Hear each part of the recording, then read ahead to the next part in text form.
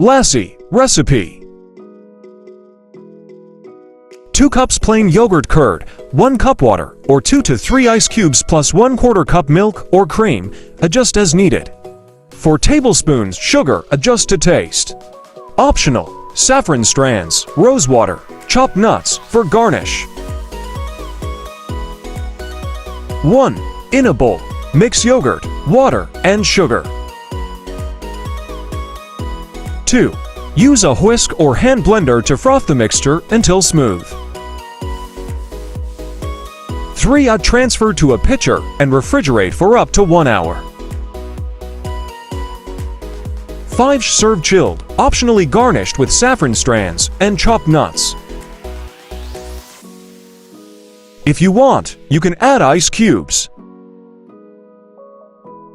I hope you like this recipe. If you like this recipe, don't forget to like, comment, share, subscribe, and don't forget to press the bell icon. And on which recipe to make next video, please let us know in the comment section. If you want to watch more delicious videos, I have put the link in the description, so don't forget check out the description.